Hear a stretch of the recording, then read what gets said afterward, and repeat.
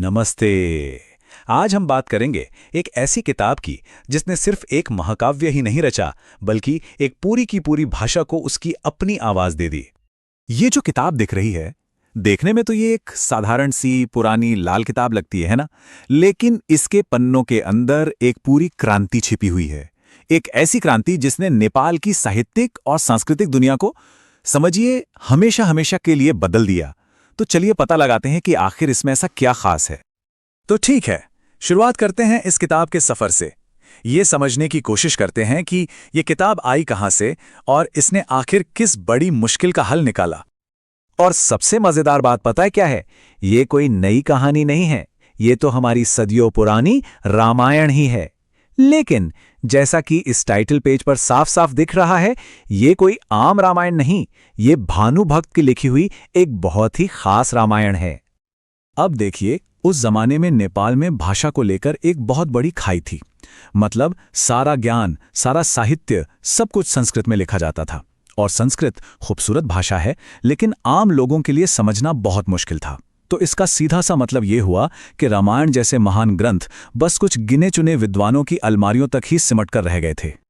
लेकिन फिर इसी खाई को पाटने के लिए एक शख्स सामने आया और यहीं से सब कुछ बदलने वाला था। चलिए देखते हैं कैसे। ये है भानुभक्त आचार्य। नेपाल में इन्हें आदि कवि का दर्जा दिया गया है, यानी पहले कवि का। और खास बात ये थी कि वो कोई बड़े पंडित या दरबारी कवि नहीं थे। वो तो बस एक ऐसे इंसान थे जो आम लोगों के दिल की धड़कन को समझते थे। भानुभक्त को ये बात महसूस हुई कि रामायण की जो ताकतवर कहानी है, उसके जो मूल्य हैं, वो हर किसी तक पहुंचने ही चाहिए।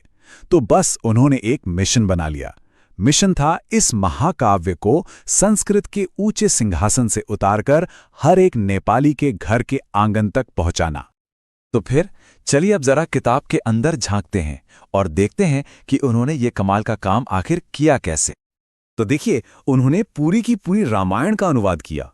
मतलब बाल कांड में राम के बचपन से लेकर युद्ध कांड के महान युद्ध तक कुछ भी नहीं छोड़ा। कहानी की जो भव्यता थी, जो गहराई थी, उसे वैसे का वैसा ही रखा, लेकिन उसे पेश करने का अंदाज बिल्कुल नया था। और यहीं पर उनकी असली प्रतिभा दिखाई देती है। उन्होंने संस्कृत के मुश्किल श्लोकों को हटाकर सरल और एकदम सुरीले नेपाली छंदों का इस्तेमाल किया। मतलब ये ऐसी कविता थी जिसे लोग गा सकते थे, जिसे आसानी से याद कर सकते थे और फिर पीढ़ी दर पीढ़ी एक दूसरे को सुना सकते थे। इतना ही नहीं, किताब में खूबसूरत चित्र भी डाले गए थे। जरा सोचिए, उस दौर में जब ज्यादातर लोग पढ़ लिख नहीं पाते थे, तो इन तस्वीरों ने कहानी में जान डाल दी होगी, किरदारों और घटनाओं को एकदम जिंदा कर दिया। इससे हुआ ये कि रामायण हर किसी के लिए, मतलब हर किसी के लिए और भी आसान हो गई। तो ये तो हुई किताब की बात। अब जरा आगे बढ़ते हैं और देखते हैं कि इस एक किताब ने नेपाली संस्कृति और भाषा पर कितना बड़ा और गहरा असर डाला।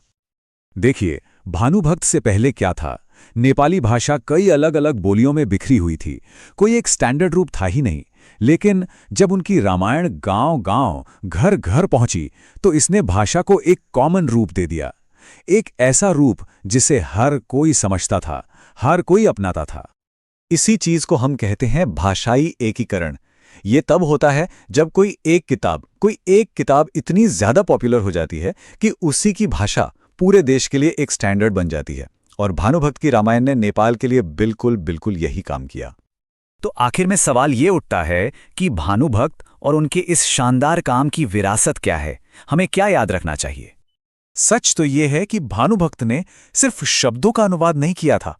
नहीं, उन्होंने तो एक पूरी संस्कृति की आत्मा को, उसकी भावनाओं को, उसके मूल्यों को एक ऐसी भाषा में पिरो दिया था जिसे लोग गर्व से अपनी भाषा कह सके।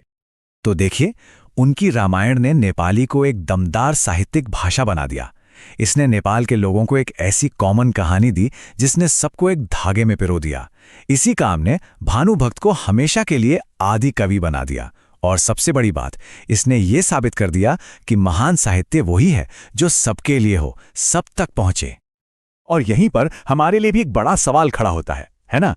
हर संस्कृति में, हर समाज में कोई ना कोई ऐसी कहानी या कला होती है जो उसकी आत्मा बन जाती है, उसकी पहचान बन जाती है। सोचने वाली बात है कि वो कौन सी एक चीज है जो किसी भी संस्कृति को परिभाषित करती है। इस पर सोचिएगा जरूर।